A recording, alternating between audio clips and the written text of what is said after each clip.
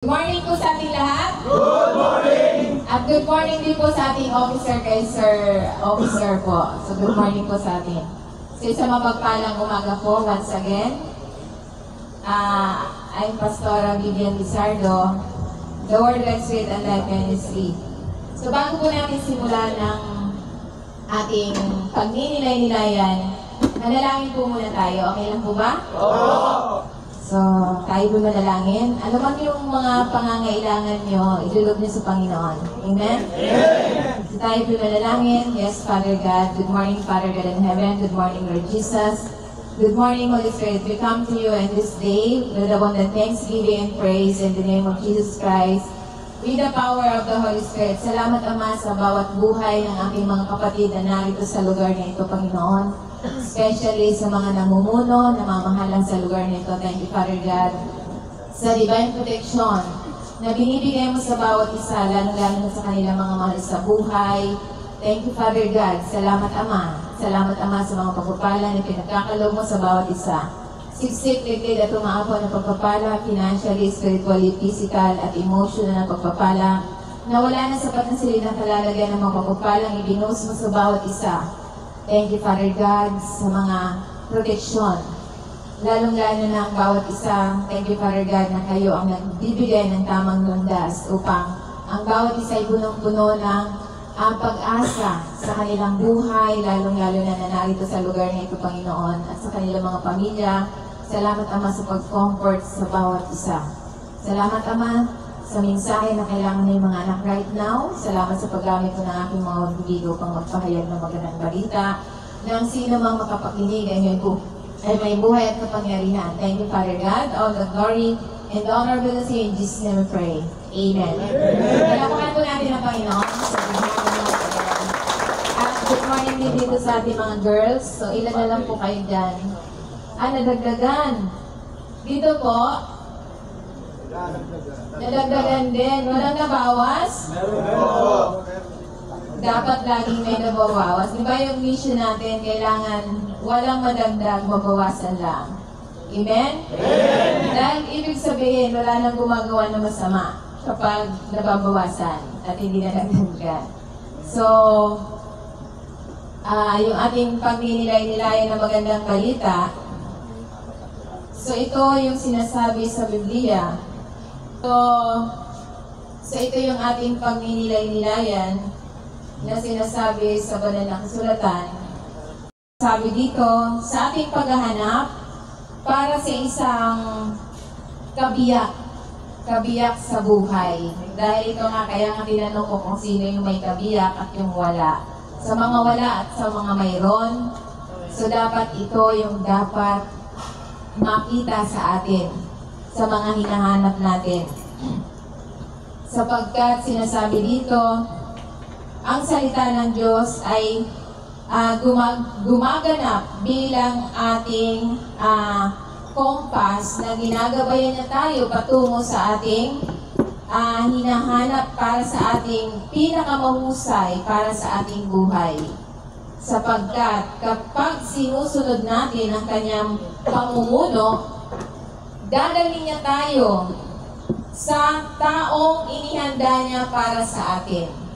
So kaya nga ang ating pag-uusapan, ano yung mga practical na mga hakbang para sumunod sa akay ng Diyos patungo sa ating mga hinahanap kapartner sa buhay. So ito yung dapat, o kung may kapartner na kayo, ito yung dapat gawin natin.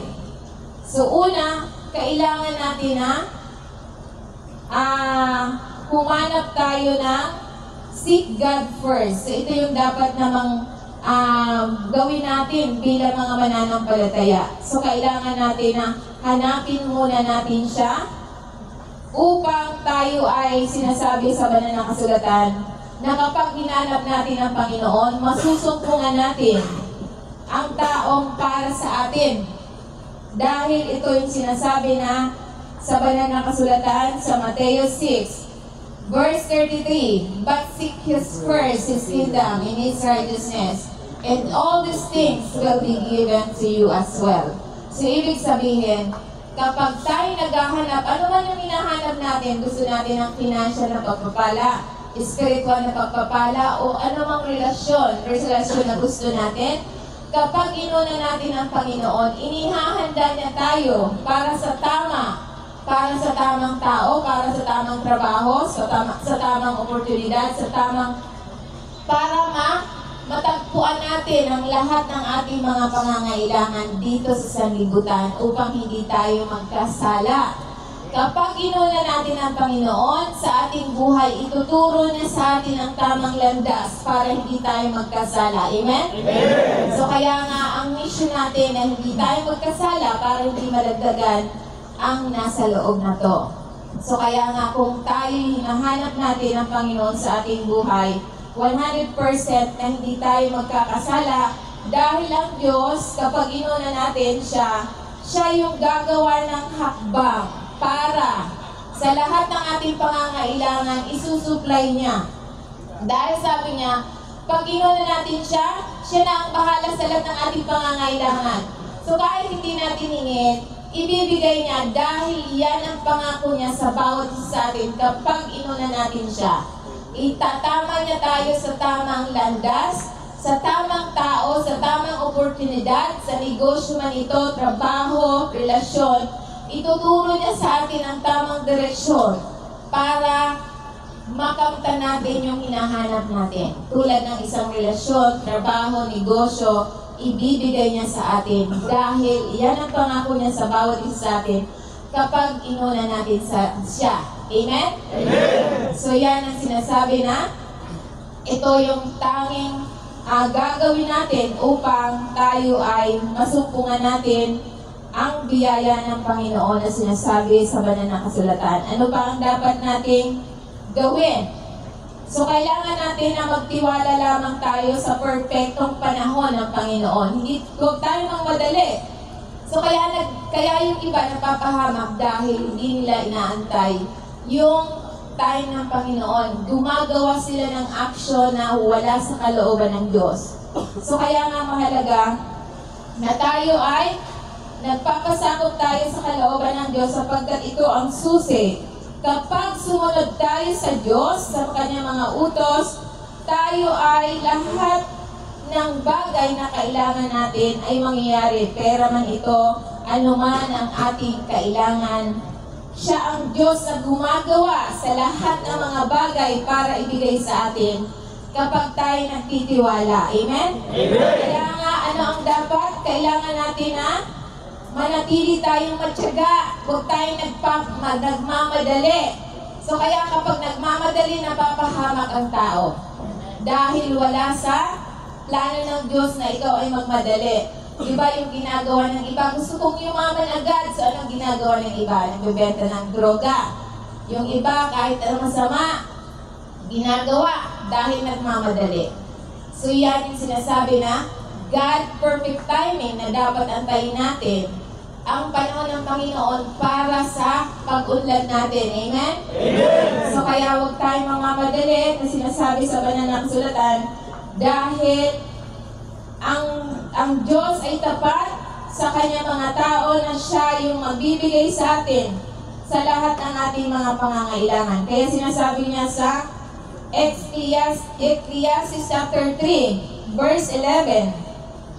Sabi niya dito, may panahon para sa lahat ng bagay at bawat gawain na sa silong sa langit. So, ibig sabihin, ito yung God perfect timing. Lahat ng bagay ay may panahon. So, ang ibig sabihin nito, kung para sa ating pamilya, ibigay natin ang panahon natin sa pamilya, kung yung oras natin.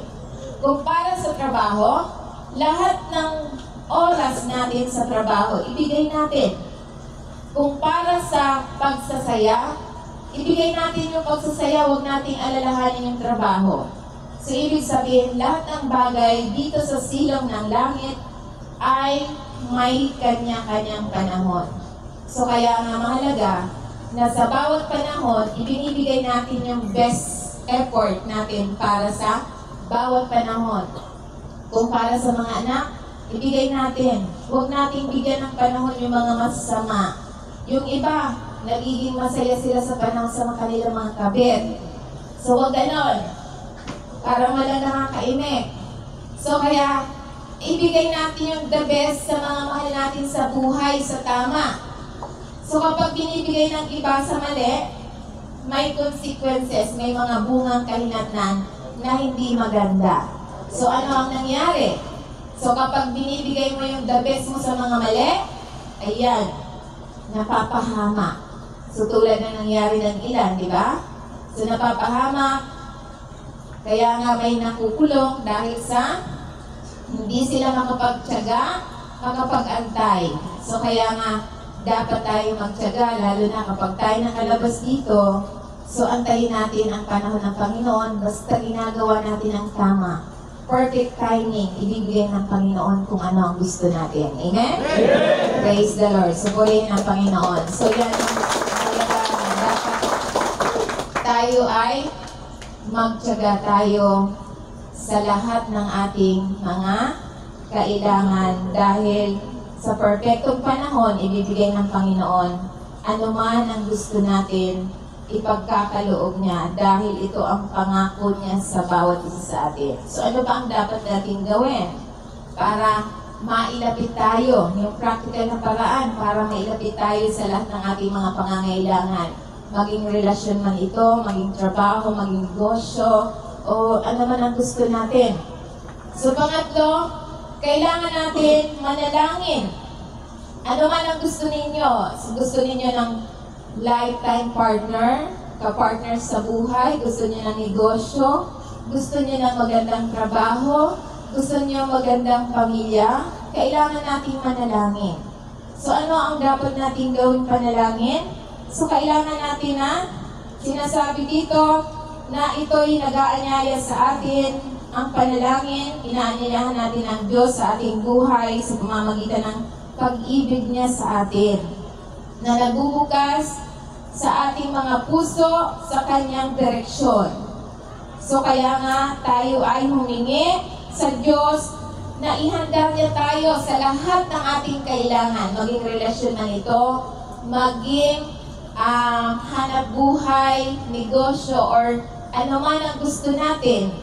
Kapag inaayo natin sa panalangin na maka-Diyos ang ating desire, ibibigay niya sa atin. Kaya nga sinasabi na sa Philippians 4 verse 6, do not be anxious about anything, but in every situation by prayer and thanksgiving, let your request unto God. So ipapaalam natin sa Panginoon ang lahat ng ating pangangailangan. Amen? Amen! So, kung pinapaalam natin sa Diyos ang ating pangangailangan, hindi tayo mapapahamak. Bakit? Siya ang magdadala ng tamang tao to sustain or to supply you sa lahat ng pangangailangan natin. So kaya nga, ibig sabihin, hindi mo ipapaalam sa kumare, kumpare, kaibigan, kapitbahay. Kaya napapahamak ang tao, bakit? Kapag may kailangan, kumpare, nagloloko si Mare. Ano nga ba? Tama. Kumpare, nagloloko si Mare. So yung sinabihan, ano ang gagawin? So ngayon, kaya nagkakasala dahil sa tao sinasabi. So ano nangyari? Si kumpare at kumare, sila na ang nagkaroon ng relasyon. Kaya ano nangyari? Ayan, napapahama. Pero pag sa Diyos natin sinabi, ang lahat ng problema, kailangan natin, ang Diyos ang magpo-provide. Amen? Amen! So, ang Diyos ang magpo-provide. Kaya, dapat sa tama lang tayo humili. So, hindi niya sinabi na kapag may kailangan ka, pumunta ka sa tao. Maliwanag sa Biblia, kapag may kailangan tayo, sa Diyos tayo lalapit sa pamamagitan ng panalangin ang may pasasalamat. So, paano natin sasabihin sa Panginoon sa pamamagitan ng pasasalamat? So, ibig sabihin, pag may kailangan tayo, ganito ang sasabihin. So, kailangan natin ng kalusugan. Kailangan natin ng mahal sa buhay. So, specific dapat ang sinasabi natin sa Panginoon. So, halimbawa, gusto natin ng magkaroon tayo ng magandang trabaho. So, instead na sabihin mo, Lord, bigyan mo na ako ng trabaho. Hindi ganun ang panalangin. Kapag tayo nanalangin, sabihin natin, Panginoon, maraming salamat sa trabaho. Thank you, Father God. So, kapag ganyan ang panalangin natin, ibig sabihin, positive, na ibibigay ng Panginoon ang trabaho na gusto mo. Pero pag sinabi natin na maawa kayo, Lord, ibigay mo na naman, susundin kita kapag binigay mo na, nag-compromise ka na, nag-ano ka na, paano pag hindi mo naman nagawa? Di ba yung iba sinasabi, Lord, magkaanak lang ako, maglilingkod ako sa'yo. So na nagkaanak na, ang anak na ang pinaglingkuran, hindi na yung Panginoon. Tama? Nagkaroon ng pamilya, magkaroon lang ako ng asawa, maglilingkod na ako. Pagdating ng may asawa na, ang asawa na hindi na hindi na maiwanan, hindi na makakapagsimba dahil, kailangan ko asikasuhin yung asawa ko, papasok siya sa trabaho. So, hindi ganon. So, ibig sabihin, but seek His first, His kingdom. So, dapat, pag oras para sa pamilya, ibigay mo sa pamilya. Pag oras para sa Panginoon, iwanan mo ang pamilya mo para maglingkod ka sa Panginoon. Hindi naman 24 hours ka maglilingkod sa Panginoon, di ba? Ang oras lang para sa Panginoon, pinakamatagal na ang 2 oras pag nilay-nilay ng magandang balita. So bakit hindi mo maiwanan? Dahil sasabihin mo, ay, nag-iintindi ako sa aking anak. Walang magbabantay sa anak, bakit hindi mo nalang dalhin yung anak mo? So yan yung sinasabi na, dapat tayo ay hinihiling natin sa Diyos kung ano ang gusto natin, dapat specific. So dapat kung ano ang gusto natin, ipaalam natin sa Diyos sa pamamagitan ng pasasalamat. So kung halimbawa gusto mo ng pamilya na masaya, dapat salamat Lord na ito yung aking magiging pamilya ay maka-Diyos. Dahil kapag maka-Diyos ang pamilya, ano man ang problema, sa Diyos lalapit. Amen? Amen. So kaya nga mahalaga na tayo ay maka-Diyos yung ating pamantayan. So ano pa ang dapat nating tandaan? Mag-focus tayo na maging tamang tao tayo. So ito yung dapat nating gawin para masumpungan natin na itinuturo tayo ng Panginoon sa tamang tao na gusto natin, sa tamang negosyo, sa tamang trabaho, ano man ang gusto natin, ilalapit tayo ng Panginoon kapag nasa tamang tao. At ibig sabihin na maging maging tamang tao. Ibig sabihin yung ginagawa natin tama ayon sa maka-Diyos na pamamaraan. So ito yung sinasabi sa banal na kasulatan sa Colossians chapter 3 verse 12. Sabi dito, huwag bilang mga pinili ng Diyos, banal at mahal na mahal. Sabi ng Panginoon, daktan ninyo ang iyong sariling ng habag, kabaitan, kababaang loob, kainanuhan, at pagtsatsaga. So dapat ito yung magiging character bilang tayo para ang Panginoon lumapit sa atin ang biyaya. Ang lahat ng gusto natin, relasyon man ito, pangangailangan financial, pangangailangan sa physical na kagalingan, kailangan ang character natin ay nagpapakita ng kasing character ng Panginoon. Amen? Amen. So kaya nga ito yung sinasabi sa banal na kasulatan na bilang mga mananampalataya, ito yung bumubuo ng mga katangian tulad ng kabaitan, pasensya, kababaang loob, at may integridad. Ang mga katangian ito'y maghahanda sa atin para sa isang pinakamahusay at pangmatagalang mga pagpapala, relasyon, tagumpay, kaligayahan, at kalusugan. So yan yung sinasabi sa banal na kasulatan. Kapag ganito yung ating character, nilalapit natin ang ating sarili sa mga pagpapalang ito. Amen? Amen. So kaya nga ito yung sinasabi sa banal na kasulatan na dapat tayo ay ito yung magtrabaho tayo ng may kabaitan. Maging sa spiritual man ito, emotional, mental, para maging pinakamahusay sa ating sarili. Amen? Amen. So yan ang sinasabi. Ano pa ang dapat natin tandaan? Panglima, kailangan natin makinig. Makinig tayo sa tinig ng Diyos. So ano ba yung tinig ng Diyos? Yung kanyang salita. So dapat makinig tayo.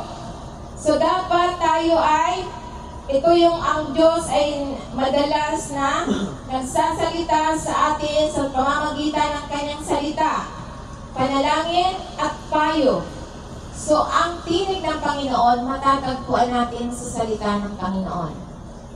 So kaya nga binibigyan ito ng patnubay na ibibigay niya sa bawat isa sa atin kung ano yung ating kailangan kung tayo nakikinig sa kanyang salita. So paano tayo magiging mabuti kung hindi natin napapakinggan ang salita ng Panginoon? Kaya nga mayroon tayong mga ganito, di ba? Hindi pinagbabawal dito dahil mahalaga ang salita ng Panginoon. Dahil sinasabi na, hindi lamang nabubuhay ang tao sa tinapay, ngunit sa salita na nagbumula sa bibig ng Diyos. So mas mahalaga ang salita ng Diyos kaysa mga pagkain physical. So yan ang sinasabi na, tulad ng Panginoon sa Kristo, 40 days and 40 nights siyang walang pagkain, ngunit siya'y nabuhay dahil sa salita ng Panginoon. At yan ang salita ng Panginoon. Kapag dala-dala natin yan, hindi na tayo mapapatukso. Amen? Amen. Hindi na tayo magkakasala dahil lagi nating naaalala yung conviction ng banal na Espiritu na binigay sa atin, magpapaalala sa bawat salita na napapakinggan natin, kaya hindi tayo magkakasala dahil sa banal na Espiritu. Pag may gagawin, magpapaalala ng salita ng Panginoon. Oops, bawal yan. Sama yan. So kaya hindi na natin magagawang magkasala. Pag nagkasala, mayroon tayong Panginoon Kristo na siya mamamagitan para tayo humingi ng tawad. Amen? Amen. So kaya nga ito'y sinasabi sa banal na kasulatan, sinasabi na sa Isaiah 30, verse 21, sabi niya, kung ikaw ay lumiko sa kanan o sa kaliwa, ang iyong mga tainga ay makakarinig ng isang tinig sa iyong likuan na nagsasabi, ito ang daan, lalakaran mo doon. So kaya nga ang salita ng Diyos, ang daan, magpapaalala sa atin sa tamang direksyon para tayo hindi mapahamak. So yun yung sinasabi na kailangan natin na ang salita ng Diyos ay hindi mawala sa atin sapagkat ito yung tamang relasyon natin na tayo mayroon tayong panahon sa salita ng Diyos na dapat open tayo pagdating sa salita ng Panginoon. Amen? Amen. Kailangan lagi tayong handa sa salita ng Panginoon. So ano pa ang dapat natin gawin?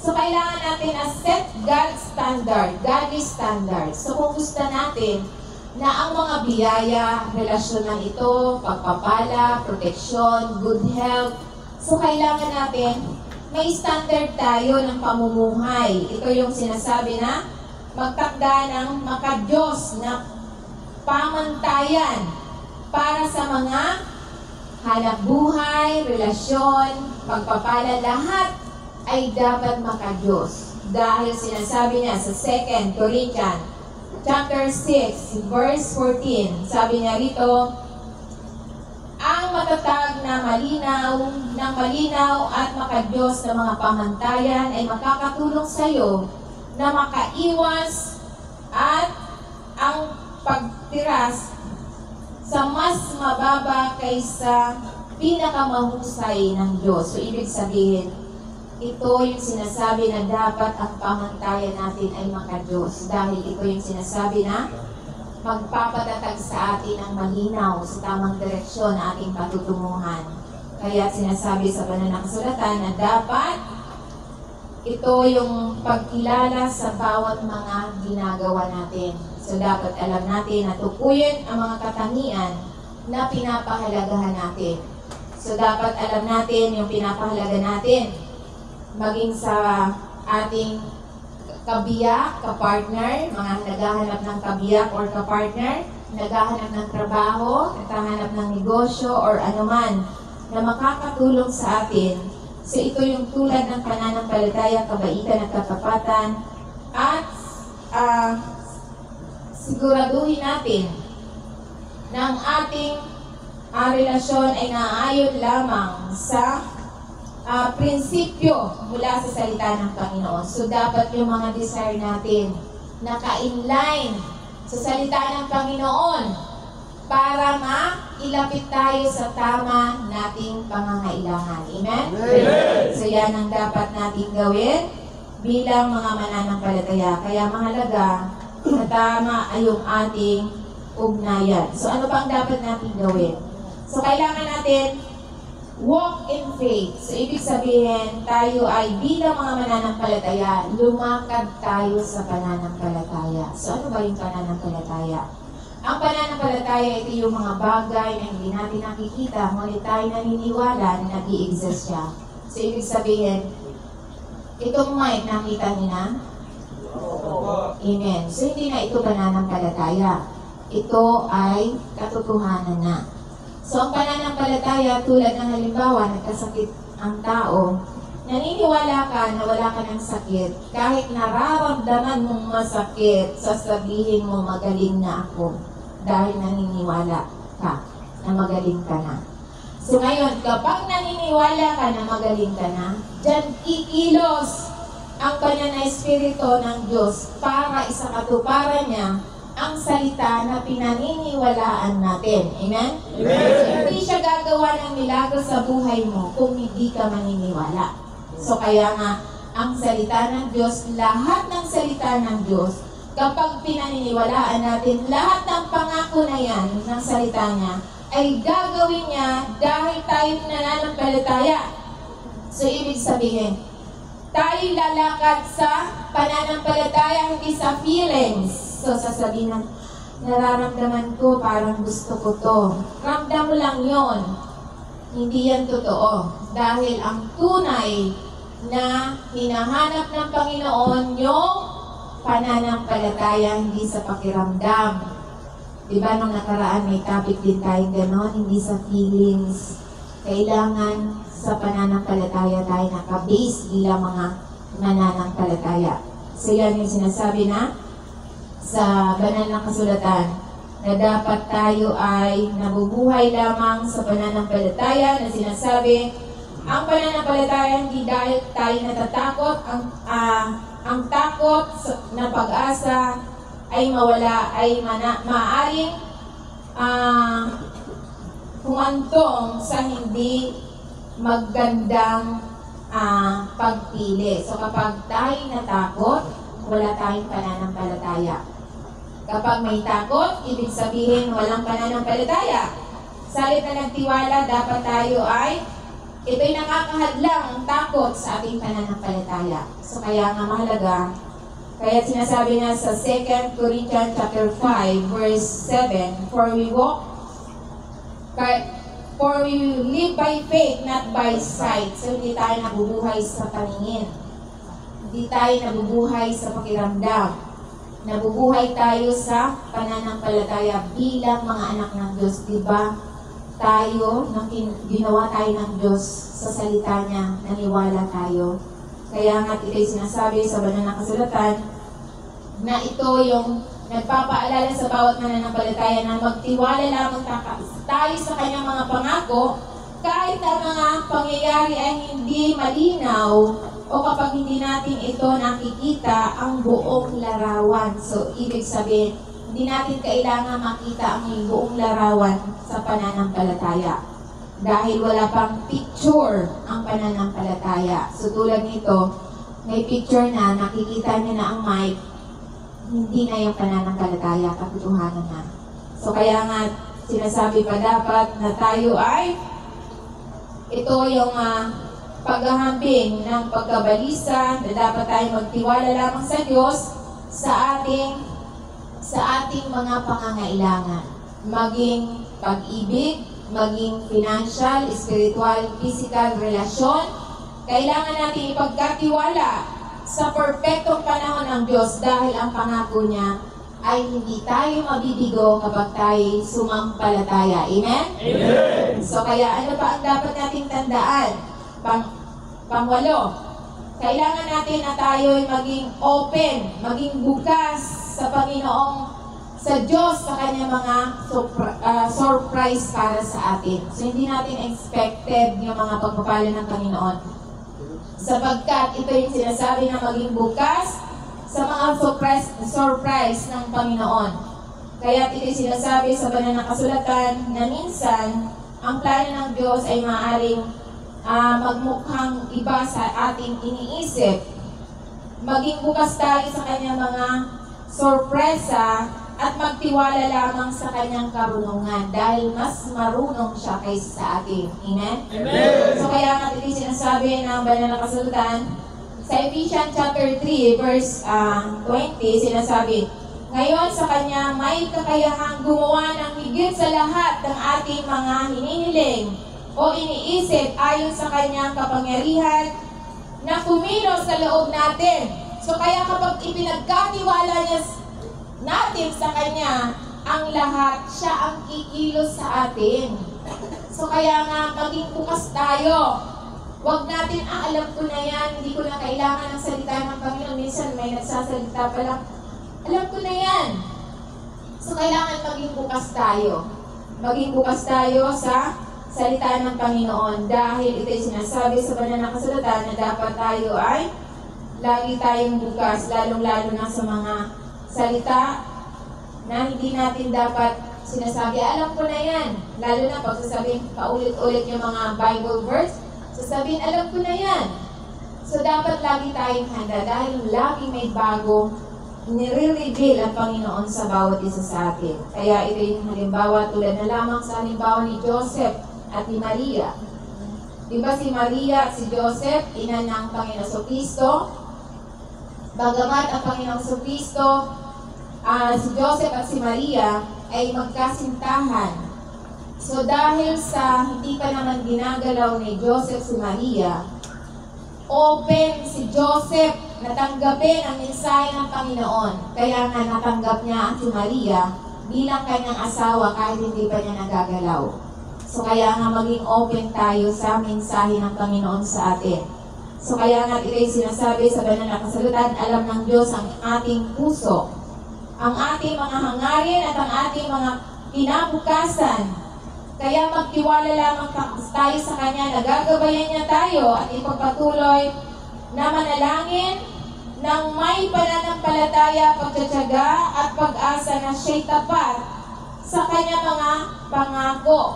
Sa Kanyang oras, dadalhin niya tayo sa tamang pagkakataon, oportunidad, tamang relasyon, tamang negosyo, tamang pamilya sa ating buhay. So yan ang pangako ng Panginoon sa ating buhay. Amen? Amen. Praise the Lord. So purihin ng Panginoon. So ano po yung natin? Ano po yung natandaan ninyo? Amen. Ilan po ang nakalabas dito nung nakaraan? Lumipat? Hindi lumabas? 5 po. Punta po sa BJ. Ah, Tapos meron tayong isang babae, saka isang lalaki. okay. So napalipat Ang lumabas. ang lumabas. Lumayo.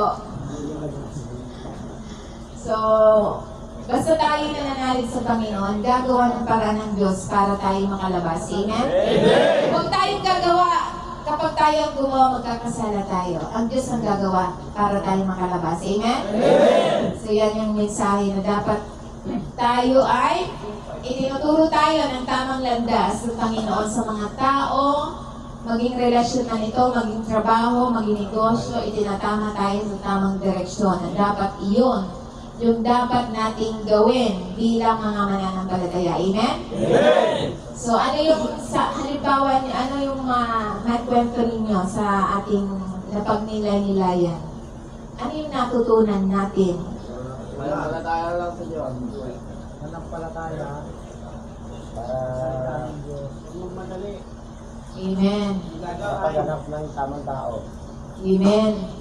So, kapag tayo ay nagpasakop sa Panginoon, ituturo niya tayo sa tamang negosyo, tamang tao, tamang oportunidad para hindi tayo magkasala. Yan yung layunin natin na dapat ituro tayo sa tama. Dahil kapag tayo laging nananampalataya sa Panginoon, hindi na tayo makakaisip ng masama. Dahil yung banal na Espiritu ng Diyos, ibinigay niya sa atin, right? Tayo yung templo ng Panginoon, tayo yung tahanan ng Diyos. Kung tahanan tayo ng Diyos, susundin natin ang kanyang salita. Amen? Amen. So yan ang magandang balita. So, good morning. Good morning. So tayo po ay manalangin. Kailan po? Opo. Sundan po natin ang panalangin ito. So, lalong-lalo na sa mga bago. So tayo manalangin.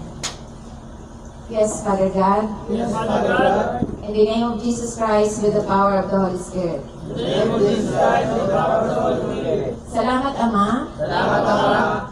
Naniniwala ako Naniniwala ako na ipinadala mo ang iyong bugtong na anak na ipinadala mo ang iyong bugtong na anak ng Panginoon Kristo ng Panginoon Kristo para sa aming mga kasalanan. para sa aming mga kasalanan.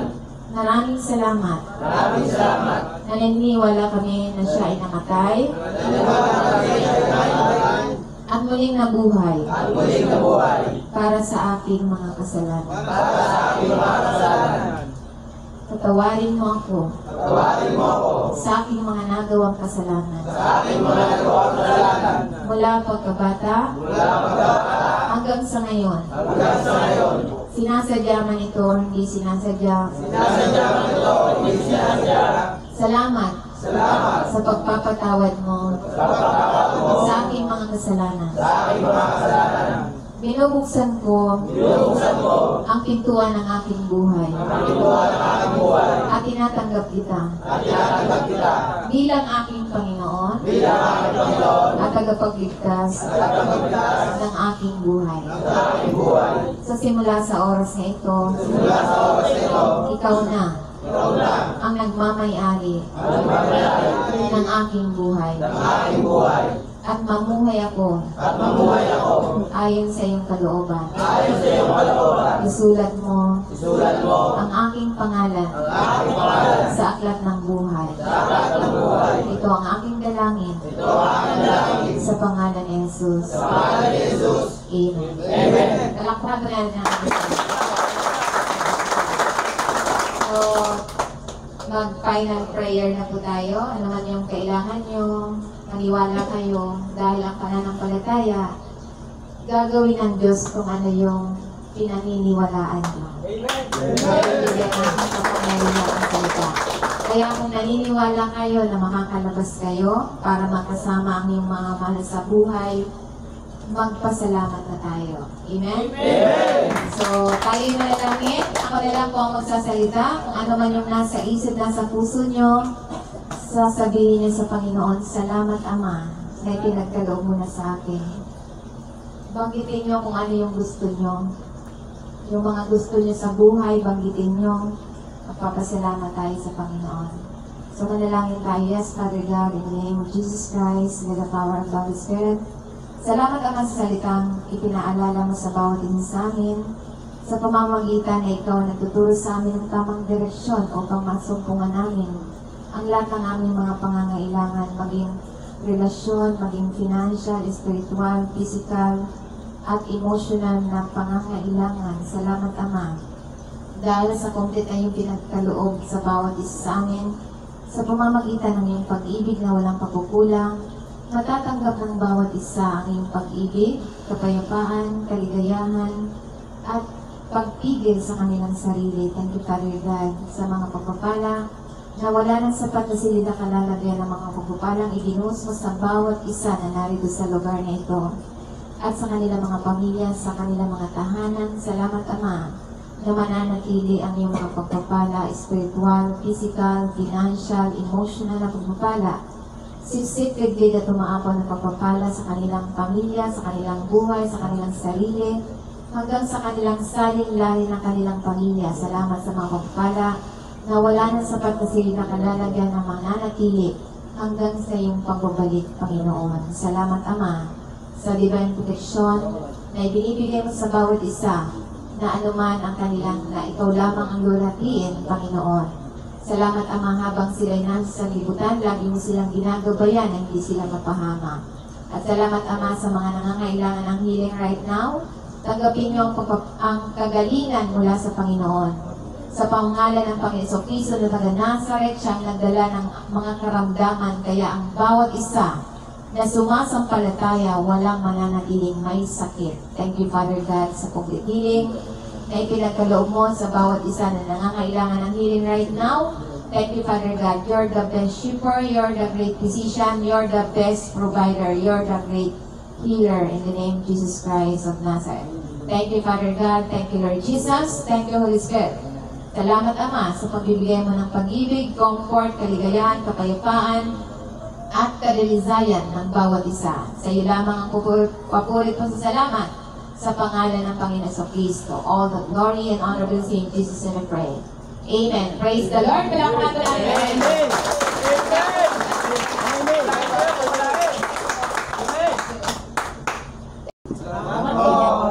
Thank you, sir.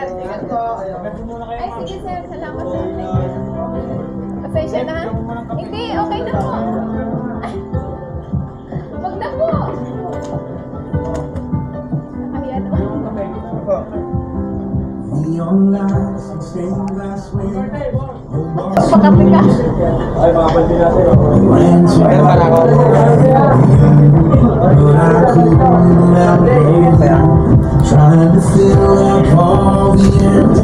Trying to know Kaya naman hindi pagbigyan. I can get almost Saturday night. But thank God for Sunday morning. Thank God for Kayo po ang naka-duty ngayon dito. and the words you meant to say you left and gave your life for me.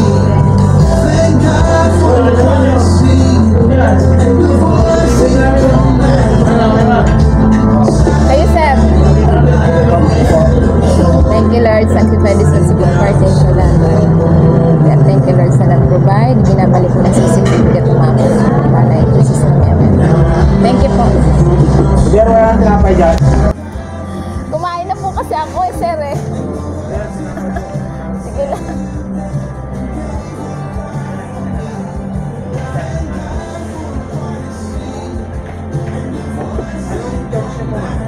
The Word of God, Spirit and Life Ministry po. Ano po? Kabuyaw, San Isidro.